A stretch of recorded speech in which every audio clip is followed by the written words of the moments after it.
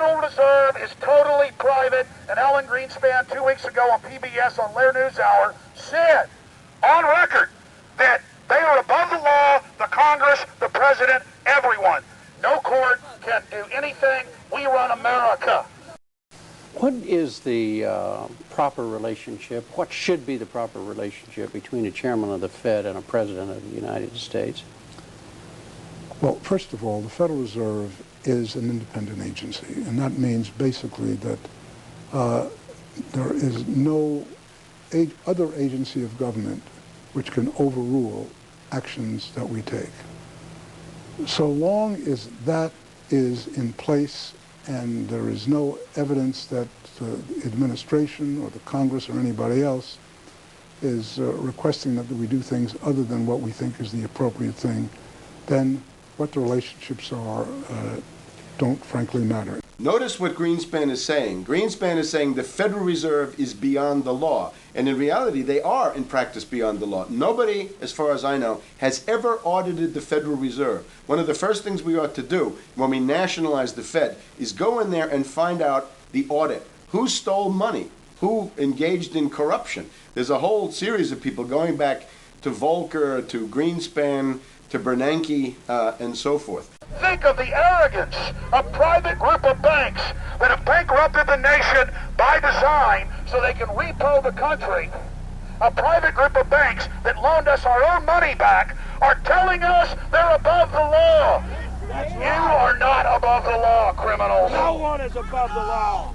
No one is above the law, and the private Federal Reserve sure as hell isn't either. Since the founding of the Federal Reserve back under Woodrow Wilson, the Federal Reserve has struck out 3 times. They didn't stop the crash of 1929. They didn't stop the banking panic of 1932, 1933. And now they are the cause of the derivatives crisis because they're the ones who inflicted derivatives on the world with Alan Greenspan. Instead of our economy being about goods and services and real products and manufacturing, it's all about these guys, the private Federal Reserve that masquerades as a government entity who controls the issuance of currency and credit. They're the ones that have cut off the liquidity in the market. They told us have a debt-based economy. Then they cut it off once they get us under their thumb and implode the economy so they can consolidate it. And that's what they're doing right now. I mean, it's in their own documents, it's in their own statements. They claim, give us unlimited power, give us trillions of dollars with the banker bailout bill that's already $5 trillion, not $850 billion as they say. And we'll get the economy going, but they're hoarding the money and buying up other banks that aren't part of the Federal Reserve, buying up insurance companies, buying up roads, infrastructures, media empires, defense contractors. What the banks do is they implode an economy by cutting off credit, and then once things really fall to a low, and they know the low because then they buy everything up and start then putting more money back into the economy, and then they build it back up. So they build us up and then shear us, build us up and shear us. And they're getting ready. All over the world, they're always shearing some country, imploding it. Comes out in their own IMF and World Bank documents. That's just the foreign arm of the same cartel. And these are the people who claim to be the saviors of the economy, the people who have created every important crisis in the past 100 years, the Federal Reserve. So it's illegal, it's unconstitutional, and it's a failure. And I think the failure is what everybody can see right now. Yeah, what they do is they make you think Clinton's evil in running things. Then, oh, Bush will save us. And then, oh, Bush was evil. Now we'll be saved by Barack Obama, but he's just a puppet. But as we get deeper into this phase, when they implode the economy, they have all the money and all the control. But they also like to pose as the savior. So Obama is meant to be the savior during the Depression, and he'll save us with a 1 million person, he said, is bigger than our military, domestic spy force, a 3 million person environmental spy force. So giving people these jobs to be government bureaucrats and spies to go out and manage the other 290-something million Americans. And so this is classical fascism. The communists also do it. Any vertically integrated command and control authoritarian system does this. So they're openly following what the same group of banks did in Germany, Russia. It's in the Communist Manifesto to have a private central bank, because the private central bankers actually wrote the ideas that they had Marx and Engels put out. People go, well, why would the banks want communism? It doesn't exist. They rape us, they consolidate us, they put us into work brigades, they make us slaves, and they say it's a people's paradise. Look at it, boy, you're really doing good. And then they transfer all the wealth of the nation offshore. The globalists are outside all the nations. That gives them safety, and they play countries off against each other. And so that's what we're facing and dealing with. And so they're bringing in classical, hardcore tyranny in the U.S., but we have the internet. We've grown our numbers. The alternative media has exploded. That's what they're trying to move in, to shut down and regulate and tax the web, but it's too late for them. They're playing in the 19th century, 20th century rules. It's 21st century, the century of resistance to tyranny. And so it's going to be one hell of a fight with the people and free humanity on one side and the New World Order on the other. And every one of you out there counts, needs to be involved in this fight like nothing you've been involved with before, because this is life and death. Everything depends on exposing these people. Everything depends on showing the people that this is the New World Order, this is the criminals. We're dealing with the king rats here, the people that are carrying out tyranny worldwide. And either they fall or we fall. Either worldwide darkness and a new age of tyranny and oppression and with a scientific overlay, or a new age of liberty and freedom and a new renaissance. The choice is the people's out there.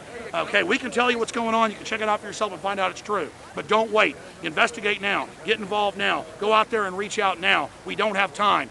If you're looking for the solution, look in the mirror.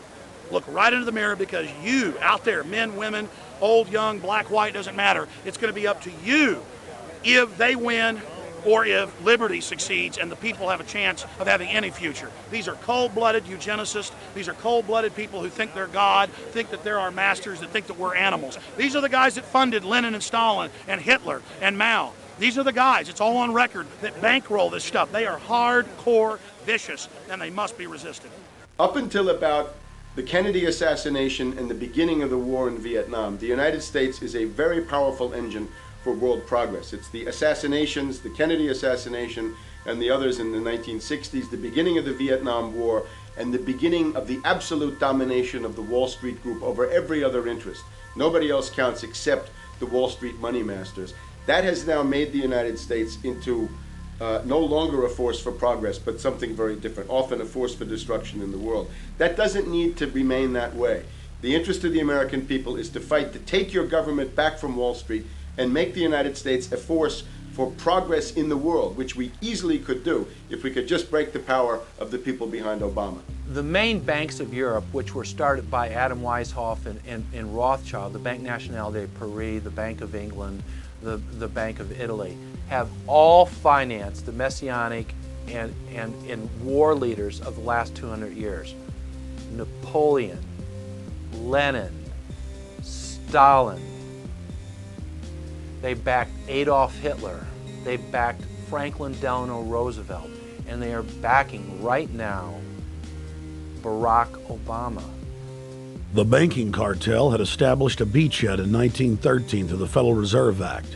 In 1947, they set up a parallel shadow government through the National Security Act. From 47 on, the national security state began the long process of absorbing federal and state bureaucracies, while at the same time undermining the constitutional power of Congress and dominating the executive branch. By controlling the issuance of currency and credit, the private Federal Reserve was able to buy up most of the Fortune 500. And if a company wouldn't sell, the bankers would unleash federal regulators to run them out of business. Private central banks in Europe, the United States, and England took taxpayer money and loaned it at over 30% interest to third world nations. The bankers would then bribe the leaders of those countries not to pay back the loans. Their third world puppets would sign agreements stating that when the country defaulted, the banks would be given all the natural resources and infrastructure of the once sovereign lands. But worst of all, the countries would pledge future taxes paid by the people in perpetuity as profit to the private banks. By the year 2000, there were few nations that had not fallen to the designs of the money power. The globalists were now ready to start their final phase of world government takeover, the destruction of the Western nations' economies. To carry out their final takeover, they first removed banking regulations like the Glass-Steagall Act in the late 1990s. This allowed their front companies to issue unlimited credit to the world and to set up colossal Ponzi schemes, the likes of which the world had never seen.